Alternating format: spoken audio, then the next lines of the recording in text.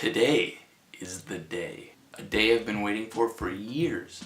I'm gonna try painting with oils for the first time. I've done watercolors and acrylic and I feel like I know the medium pretty well, and I just love the look of oils, but I'm so scared of them. I've been so scared to start oil painting, they just intimidate the crap out of me. With watercolor and acrylic, you can just have your paint, you have a glass of water, you have a canvas, and you just go for it. You can clean your brushes in water, dilute it a little bit, but with oils it's a whole nother ball game. Oil and water don't mix. You can't just wash your brush off. You can't just dilute the paint in water. You have to have mineral spirits, spirit of turpentine. There's all these different things that you can add into the paint to make it more viscous, less viscous, dry faster, dry slower, give it a more glossy tone. And there's just all these different oils that you can mix in with the paint. And I just don't know anything about it. I have no formal training in art or anything, so oils are just really scary to me. I bought a really cheap starter pack of oils like 3 years ago. Never touched it. The look of oil painting is just amazing though. Like, my entire Instagram feed is basically just oil painting. Look at that. It's just, that's all it is. I probably see like 100 oil paintings a day and just think like, wow, I wish I could do that. And then I never do. I've watched a lot of YouTube videos now about how to use them, how to mix colors, all the supplies I need. Today I finally went and bought a glass palette, a glass scraper, I got some mineral spirits, and I got a palette knife.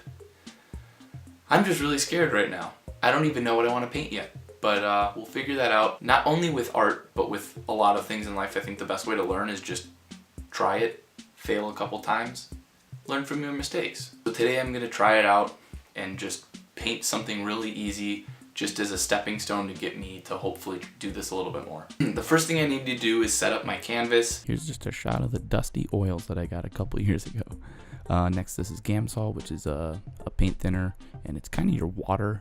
Like, you use it to thin things out, also use it to clean your brushes off. I didn't really understand this when I got it, or when I was using it at first, but it kind of made sense intuitively after a while. So right here, I'm just watering down a little bit of paint with the Gamsol to basically make it the consistency of a watercolor. So it's very, very thin. I spread it out over the entire canvas.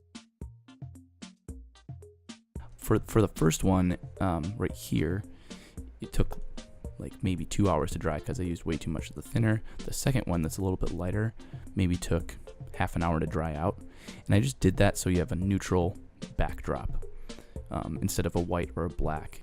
So here's my source image of a beautiful bottle of Sriracha. Look at that thing just glistening in the light.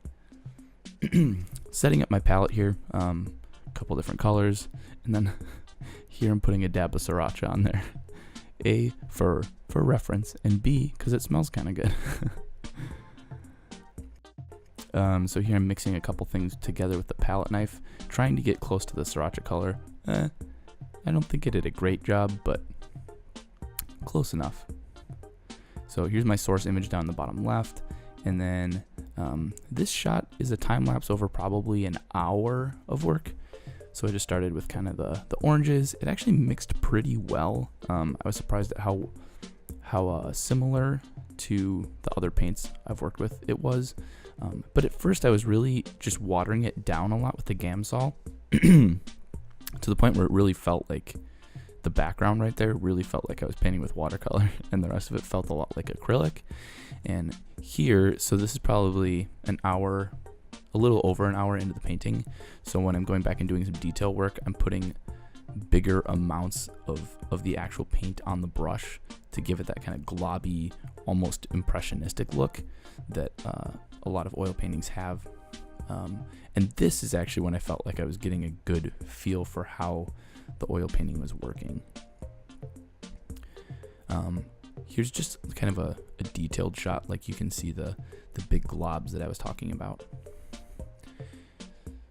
The next day it was even wet still, so I was able to go back and change the background. I didn't think the background looked way too thin, so I went back and changed it. Okay, so it's now one day after I made that painting, and here it is. It's still wet, actually, when I'm touching it on the sides here. It's getting on my fingies. I'm pretty pleased with how it turned out as just a practice thing. But more importantly, I'm pretty pleased that I was able to kind of get a good feel for how the paint moves. It wasn't quite as foreign as I thought it would be. It was pretty similar to acrylic. You had a lot of control over how malleable or pliant, or what's the right word I'm going for here? How thin or thick the paint is, basically. Viscosity. I'd say I liked it.